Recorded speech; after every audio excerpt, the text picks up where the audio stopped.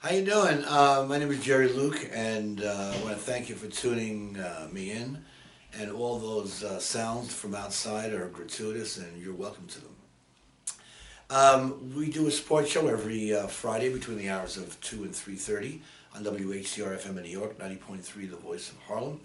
The number to call is 1-212-650-6903. That's 1-212-650-6903. So, while Leo was setting up the furniture behind the camera and getting nice and comfortable, I gotta come up with something to say. And Leo gave me permission to actually talk about things that I want to talk about. So here it goes. Um, every year, every so often, I think that's redundant, but every year, the DEA announces that they have just discovered billions and millions and hundreds of pounds of heroin, and this time it's in the Bronx. So we're really thrilled out of our socks that the DEA located its shoes. Now, I don't really understand why, and this is not really my idea. I've heard this from stand-up comedians where that it's sort of a lead-in.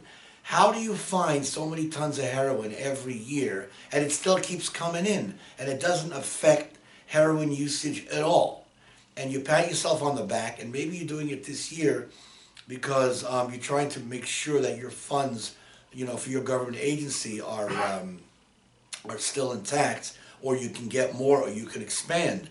So we're fighting a losing battle here. And so why don't we come up with something new? Why don't we come up with a new idea?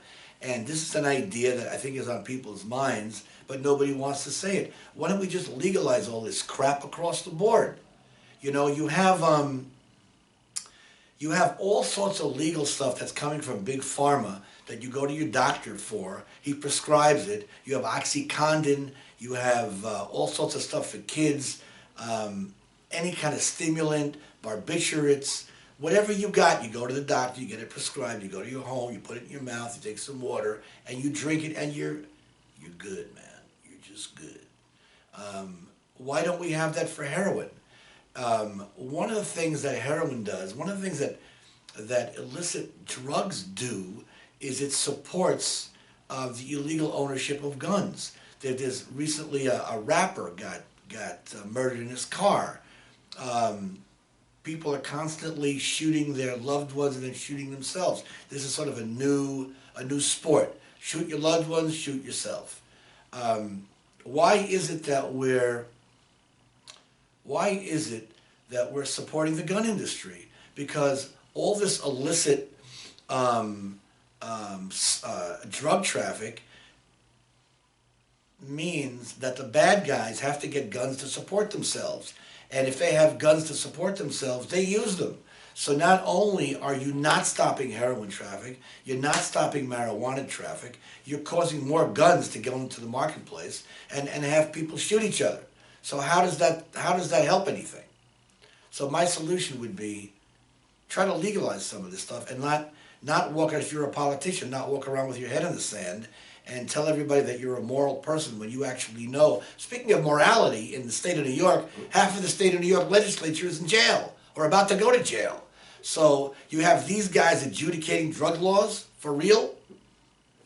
So I think that's about it on that thing. And I'd like to say, especially weed, I'd like to see weed legalized ASAP. It's not harmful. All this crap that you hear about how that's a gateway drug, it leads to other drugs, that's bullshit.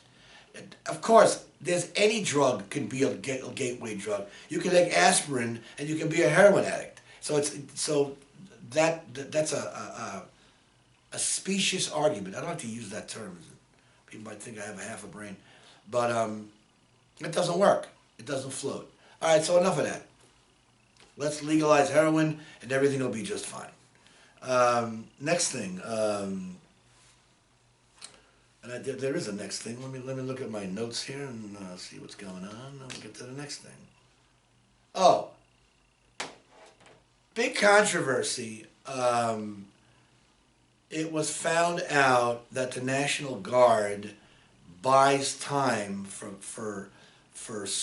sports events so that they can so the sports events will support our troops. Now, nobody seems to realize that the whole military-industrial complex exists to make money.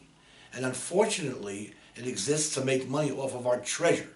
And we shouldn't be going to war in the first place. We shouldn't have gone to war in Iraq because it's a phony war, and the only reason that that war existed was to make money for George Bush and his friends. And that's it. So now we have the Mets donning camouflage gear to support our troops.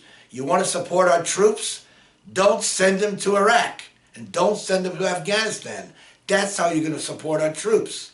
The rest of it is nonsense. You know, of course we're going to support our, and on top of everything else, you know, the VA had this issue with health care. It was a big scandal. You know, people have died. You know, our troops have died. People who have served our country have died because they can't get an appointment in some kind of human being time. And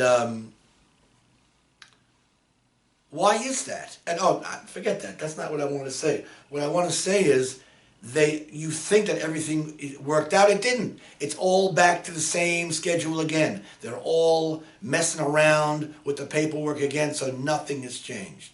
Okay? Not a damn thing. So we have an amazingly flawed system, and I want to make a point, but that point escapes me right now. So now you have this dude. You have this dude who sent started a phony war for his friends so they can make oil, so they can make money off of oil, and now all of a sudden this same guy is being rehabilitated. Do you really want to have this guy who was on a battleship with a big sign saying mission accomplished, and it wasn't? And now this guy's making noise like, oh, we're not going to, religion is now a fabric, part and parcel of our country, and even if we make laws for it or against it, it's irrelevant because God is always there. Well, if God is there, did he want you to go and start a crazy war and have people killed for nothing? Really? That's about it on that account, and I think I'm rambling. The Iwo Jima thing. Okay, we're going to finish on the Iwo Jima thing.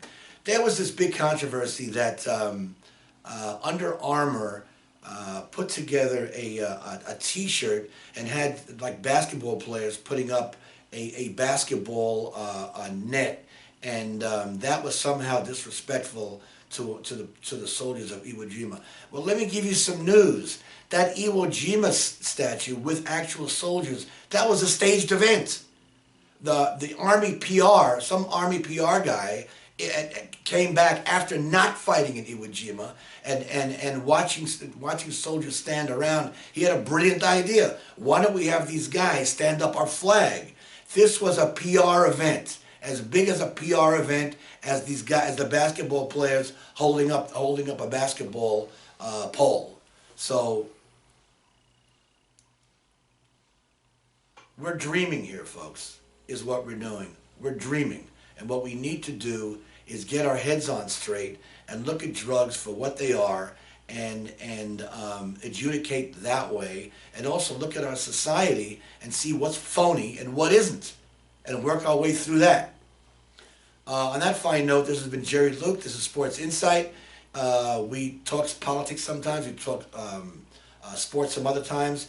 I'm on Fridays between 2 and 3:30 on WHCR FM in New York, 90.3, The Voice of Harlem.